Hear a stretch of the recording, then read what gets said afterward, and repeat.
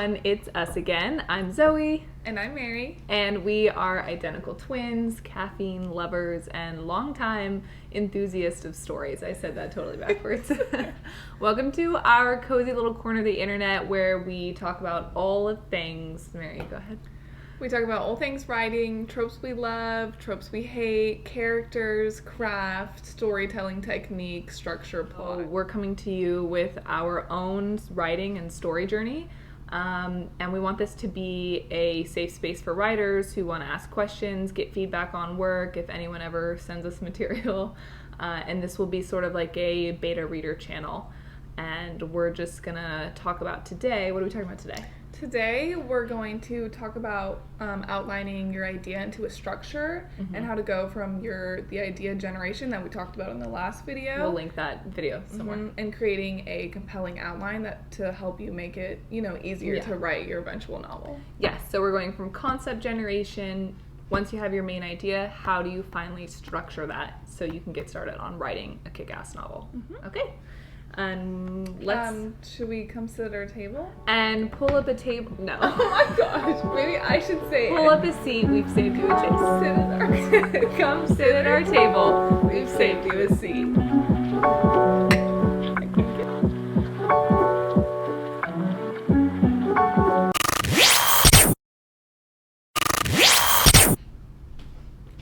And we're back after a catastrophic no audio recording.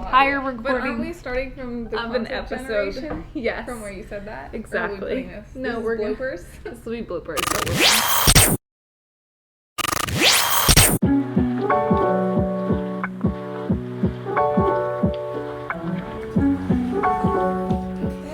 Hey everyone. If you've noticed, we've swapped out the coffee. It's no longer Twin Brew. For wine. And we'll tell you why. This will be the third time we've recorded this episode because twice now our mic has died. Cut off in the middle of a 30-minute episode. And then no audio. So, we're no longer doing coffee. Forget Twin Brew. Forget Twin Brew. This is twin wine. So let's first cry. Let's just jump into what we're going to talk about. Well, would you like some? Oh, yeah, give me a pour. Give me a pour. Come sit at our table. We're about to burst into tears. Did I press record? Now I'm starting to second guess myself. Let me check it. Oh my gosh. Yes. Okay. Now, let's talk about what we're going to talk about. Okay. So, as always, I am Zoe. I'm Mary. And we are identical twins. We were caffeine enthusiasts till we had to film this 3 times. And we are lifetime story lovers. We love it enough to do this for the 3rd time. And welcome to our cozy little corner of the internet. Was cozy a couple minutes ago. It's gotten way more dangerous. Where we talk about the stories that move us, amuse us, frustrate us, or make us fall a little bit more in love with the world. What are we going to talk about, Mary? So today we're going to talk about structure, overall plot. In general, we want this to be a writing channel. We talk about tropes, characters, crafts, how to develop a story, kind of take you on our journey. Yeah. But today specifically, we're going to talk about structure and plot, structuring so that you can eventually write a compelling story. Yes, in our last episode, we'll link it somewhere, we talked about concept generation, how to come up with a fantastic idea. Now that you have your kick-ass idea, how do you structure it so you can get started on writing a compelling and coherent story? And as we're going to talk about, structure is so important. That's why we're filming this for the 3rd time. Golly. Because it's really important. It's really enough for us to do this 3 times. So come sit at our table. We've saved you a seat. I am going to take a sip. That's good. That's been in our fridge forever. It's still good. Okay. So let's jump into it. Mary, I know you've heard these, but we're going to walk through them again because, like I said, this is so important. We're going to go through 7 techniques on how to structure your main idea. Number 1, plot skeleton. Start broad, then add detail. Begin with a high-level arc, then flesh it out. Beginning, introduce the world, the characters, and central conflict. Middle, raise stakes, add twist, deepen character relationships, End. Resolve the central conflict and show character growth. Technique. Use a timeline or bullet points to organize events in each phase. Give me your thoughts on this one. I've heard your thoughts 3 times, but I'm sure the 2 people that will watch this are extremely curious. Well, I think this is a good technique, and I think we've used it in the past. And what really helps is to know, this is especially when after you have your overall idea, you want to be sure that you do have a beginning, middle, end for any story, because you don't want to get to a place where you're like, okay, what am I getting at here in your book? And so I think it's really helpful to have that progression or that journey that your character is going to go through. Yeah. And to know, okay, this is where I want them to end up, and then being able to fill in the details is very helpful. Yeah. Example of how we completely failed at this. Yeah. We also write scripts, TV scripts, a feature-length script. We've submitted to a couple competitions. We even placed in one. We got into the quarterfinals for Emerging Screenwriters competition. But the example I'm about to give you flopped, did not do well. We got feedback from a judge, actually. You can get feedback from judges sometimes. And they basically told us, your story has no point. Where's the beginning, middle, and end? And they were so right. We read it, and things just happened. There was no structure. It was really eye-opening because we went back and we were like, oh shit, there's no point to what we just There's wrote. just a collection of scenes loosely tied together. And then what was the reveal at the end? There was did nothing. So it's super important. Beginning, middle, end. I'm pretty sure Aristotle said every great story has a beginning, right? Beginning, middle, and end. Every great story has a moment. I swear this is our first glass of wine. We were having coffee up until this. Anyways, that's technique number 1, plot skeleton. Number 2, beat the sheet. Beat sheet. I keep doing this. It's insane. Beat sheet. Save the cat or romancing the beat. Here's what to do. Use a detailed beat sheet that breaks your novel into 12 to 15 key moments. Opening scene, catalyst, debate, break into act 2, midpoint, shift in power or goal, climax, resolution. Bonus, romancing the beat is especially great if your novel has a romantic subplot. Okay. What do you think about And this I one? like that. I feel like, at least for the first 3, what was that? Opening, catalyst. Yeah. And then what was the third one? Debate. Debate. Okay, debate. We'll talk about that. But we definitely we have our opening. So for our book that we're writing right examples. now, we're starting a romantasy book. Yeah. And so our opening scene for that is we have our main character and she's dead. That's like the first 2-3 sentences. She's dead. Yeah. And so we have her kind of hovering over her body, realizing for the first time that she's passed away, and now she has to go and connect the dots. So that's our opening scene. That's our hook or pulling for the reader. Yeah. And then talk about what our catalyst is. So then our catalyst is maybe 3 chapters after that. So into chapter 4, where she gets attacked by demons from the underworld. Yeah. And now she kind of has to make a choice. I have to save my family members and go close this connection. So that's a catalyst that's going to set the entire rest of the story and her journey into motion. Yes. And then debate. Debate is a confusing word. I'm going to rename this as central conflict. What is a central conflict for our story? So our central conflict is that she doesn't want to close her connection to her fiance and her family. She wants to hang around and still be with them. Yeah. She doesn't want to go into the underworld and close that connection. Yeah, or go into the afterlife and close that connection. Crossover. Although I will say, now that we're discussing this, I feel like we need to add more of that throughout the novel, because to me, she makes that decision and she follows through with it pretty easily. Yeah. There needs to be more tension. Make sure you have tension, that the character makes a decision and they're going through with it, but maybe they're not 100% devoted to it. Yeah. That to me is real life, right? I love that because I really relate with characters who are going through an internal struggle. Yeah. When it's not just, the external struggle that they're battling, but, Harry Potter, he had an internal struggle. Yeah. That was so relatable. Am I making the right decision? Every day we question ourselves. I do. All the time. I just after this third time viewing, I'm questioning our decision to do this. I'm really glad we brought in the wine here. Coffee was not cutting it after the second episode. Okay, so beat sheet. We beat the sheet. We got it. Yeah. Right? We beat that to death. We beat that to death. Technique number 3. We use this one. We love this one. Scene cards or sticky notes. Write every scene idea on an index card or sticky note. Include who's in the scene, what happens, what changes, emotion, goal, dynamic.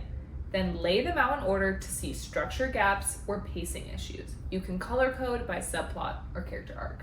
What do you think about this one? I like this one, and we used it for our very first novel. We had no idea what we were doing. No idea.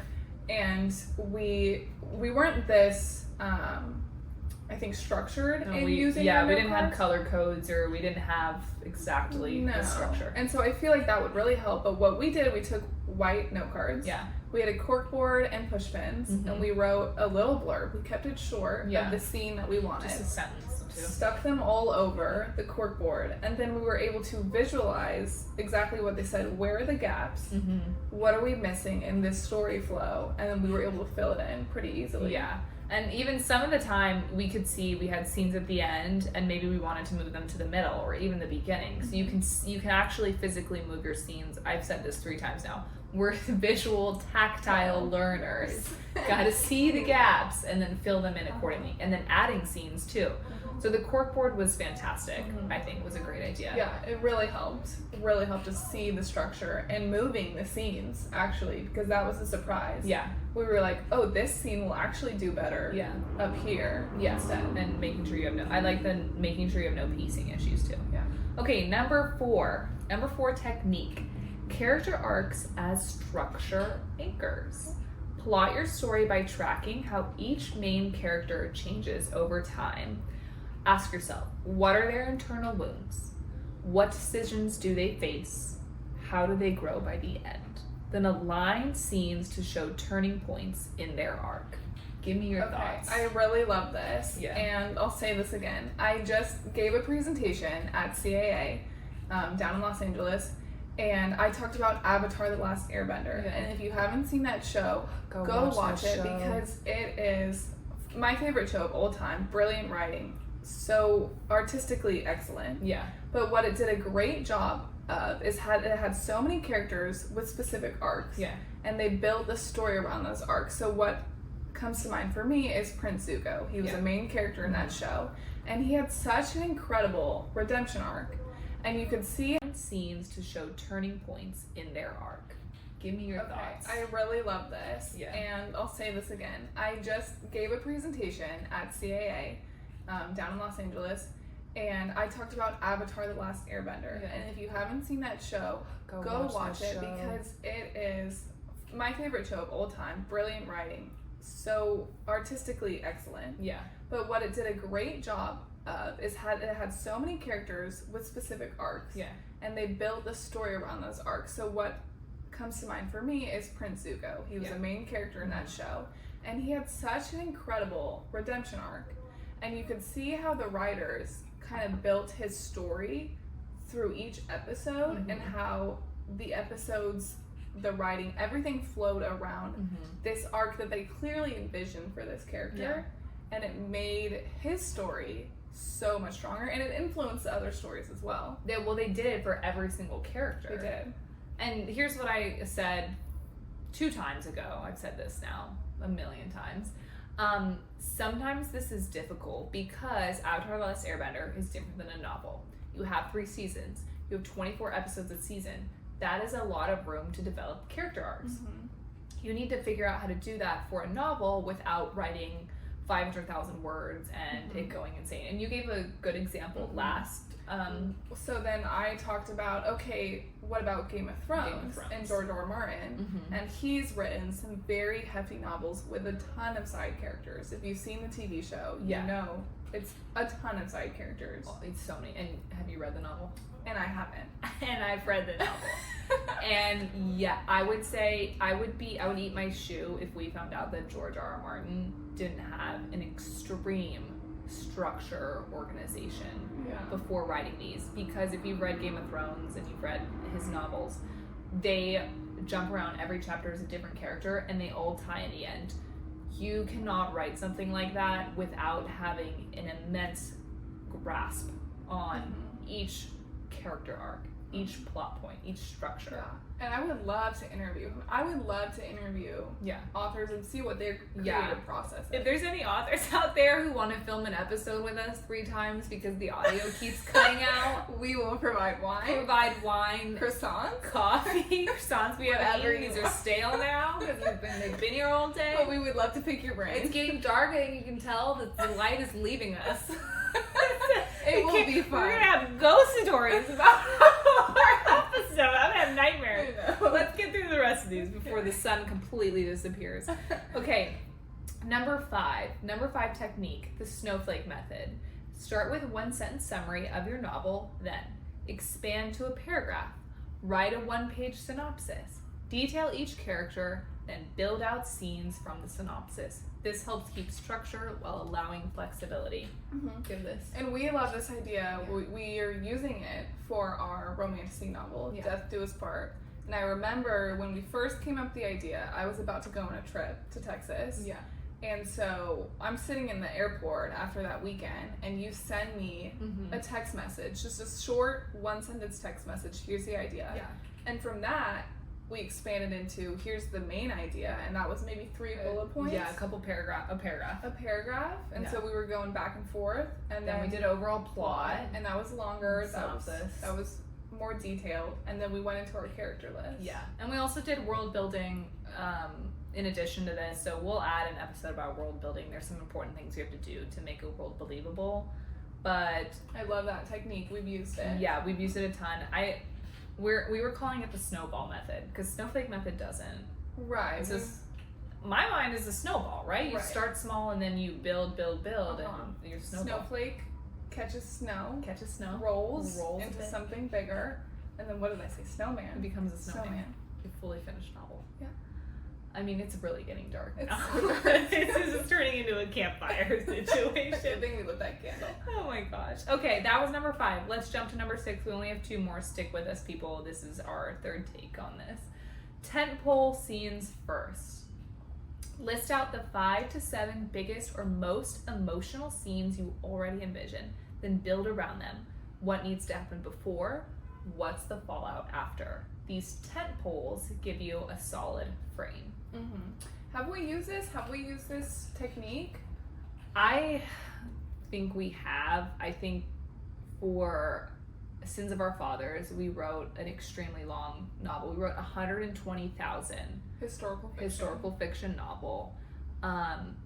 When you start querying agents for the book that you write, they like to see the word count. They don't go by page number. But it's, for us, it's over 300 pages, Word doc, and 120,000 is basically 2 books pushed together. That's average fiction novels around 60,000. It was hefty. So hefty. We knew what scenes we wanted to hit, and this, I've said this 3 times now, but when you have such a long, in-depth novel with extremely important plot points and a ton of them and a lot of characters, you have to nail the structure. Because if you write so much, you can get very lost in your novel, and it takes forever to find your way out and find where the holes are. So tentpoles, I just went on a very roundabout way of saying yes, I think we've done tentpoles with that novel because we knew what specific scenes we wanted to hit first. And I think historical fiction lends itself to using the tentpoles. So you know, in history there are specific events in time that you want to hit or discuss that really, for at least for our novel, for that one, drove the action further and kept our protagonist on his journey. And so we knew, okay, these are the time periods that we need to include. So those were dramatic events, and those were the tentpoles for us in that story. And then, of course, you build with smaller supporting scenes around it. The canvas. Yeah. The canvas of the tent. Did you like that? The gap. Because that's the 3rd time I've said that. Yeah. 3rd time, people. She's I gonna can't keep let harping it on go. that. I know. It's okay. You thought I was upset about the 2nd time we had to film it. Last technique. Technique number 7. Chapter breakdown. Excel or word table. Once you have a general flow, list each chapter with summary of events, POV character, main conflict, word count goal. I don't like word count goal. Yeah, and we talked about this. We don't like word count goal because it feels very restricting. And we want, if you're just starting out, your first draft, we want you to be able to just write it, let it flow. Yeah. Because you're gonna edit, let it go, and you're gonna edit it a ton. So don't constrict yourself to a specific word count. Yeah. Because we don't want your creative juices to be hindered. We want everything to flow on the page. Word count is so tough. I mean, you could have a chapter that's 2 pages and it'd be fantastic. Then have a chapter that's 12 pages and that's also the correct pacing. So there's no hard, fast don't rule about restrict that. yourself to word count. But I will say we use a chapter breakdown. We do. Because especially since we're working together, we want to be on the same page. We always make sure we have a blurb. Okay, what needs to happen in this chapter? Yeah. Let's make sure we hit it. Okay, so we've discussed this now 3 times.